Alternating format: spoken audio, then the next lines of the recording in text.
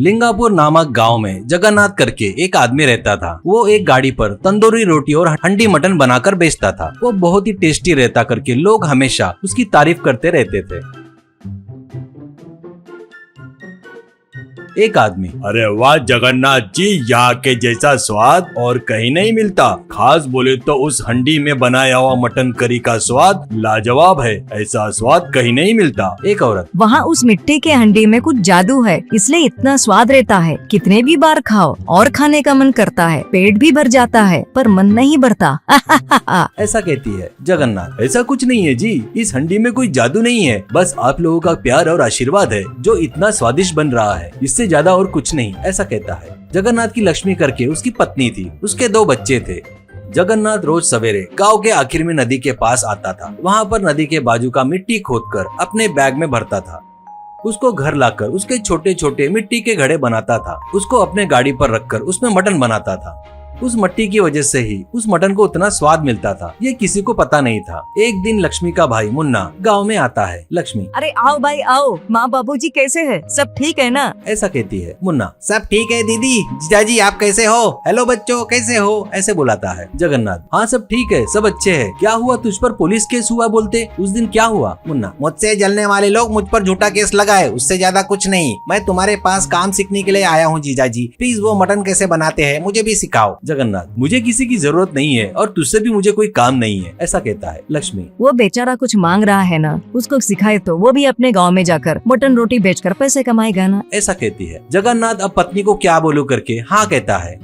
उस दिन से मुन्ना जगन्नाथ के पास काम सीखने लगता है। जगन्नाथ उसको मटन कैसे बनाना, रोटी कैसे बनाना सिखा रहा था। एक दिन मुन्ना, आप कहीं से मिट्टी लाकर छोटे मटके बनाते हैं बोले ना, उस मिट्टी के मटके के कारण ही मटन को उतना स्वाद मिलता है, ऐसा सुना है, वो क्या है मुझे भी बता सकते हो ना, ऐसा कहता है। जगन्नाथ घबरा कर, वो तुझे किसने बताया, वो सब झूठ है, ऐसा कुछ नहीं है, ऐसा कहता है। एक दिन सुबह ही मिट्टी के लिए निकलता है जगन्नाथ। उसको पता था कि मुन्ना उसको छुपकर देख रहा है, करके नदी के पास जाकर रुककर, अरे ये क्या बेवकूफ मेरे पीछे छुपकर आकर मुझे देख रहा है, शायद वो बेवकूफ उस मिट्टी के बारे में पता करने के लिए आ रहा है, इसको अच्छे से सबक सिखाना चाहिए। सोचकर रोज जहाँ से मिट्टी खोदता था वो जगह छोड़कर दूसरी जगह की मिट्टी खोदकर बैग में भर लेता है। वो देखकर मुन्ना, अरे वाह यही तो रहस्य है, अब मैं भी इसी गाँव में जीजा के टक्कर में गाड़ी लगाऊंगा, तंदूरी रोटी हंडी मटन बनाकर बेचूंगा, ऐसा सोचता है। अगले दिन, जीजाजी मैं आया तो काम पूरा हो गया, मैं तंदूरी रोटी हंडी मटन बनाना सीख गया हूँ, अब मैं भी गाड़ी लगाऊंगा, ऐसा कहता है। लक्ष्मी बहुत खुश होती है। अपने गांव में किस सेंटर में लगाएगा गाड़ी? ऐसा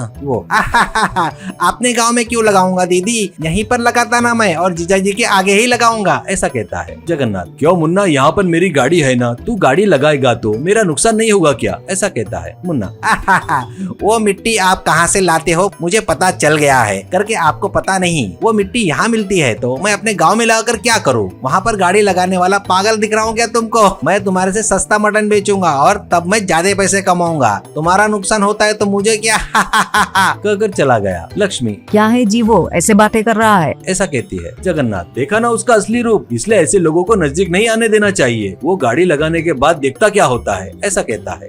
अगले दिन मुन्ना नदी के पास आकर मिट्टी खोदकर उसके छोटे छोटे मटके बनाता है। गाड़ी पर उनको रखकर जगन्नाथ की गाड़ी के आगे आकर मटकों में मटन बनाते हुए, रोटी बनाते हुए जोर जोर से चिल्लाते हुए रहता है। अरे आओ जी आओ, आओ मैडम आओ, सर आओ, तंदूरी रोटी हंडी मटन खाओ, जगन्नाथ जी के रेट से आधे रेट में खाओ, अरे खाओ जी खाओ, जल्दी आओ, करके चिल्ला रहा था। जगन्नाथ की गाड़ी के पास खड़ी लक्ष्मी उसको देखकर चौंक जाती है। लोग आकर उसका तंदूरी रोटी और हंडी मटन खाते हैं। बस वो लोग प्लेट फेंक कर मुंह का निवाला थूक देते हैं। एक आदमी, जी जी जी, ये मटन में तो गोबर की बात आ रही है रे, गोबर कहीं के, तू तू तू, इतना खराब मटन मैंने कभी नहीं खाया, ऐसा कहता है। एक औरत, एक गोबर के जैसे थोपड़े वाले, इसको मटन बोलते क्या, इसमें गोबर की बास आ रही रे, दलिंदर कहीं के, कहकर सब लोग मिलकर उसकी अच्छे से धुलाई करते हैं और उसकी गाड़ी पलटकर चले जाते हैं। जगन्नाथ, बढ़िया हुआ ना रे लालची कहीं के, फिर कभी अपने बाजू वाले को धोखा देने के बारे में मत सोचना, ऐसा कहता है। मुन्ना लंगड़ाते हुए अपने गांव का रास्ता पकड़ता है।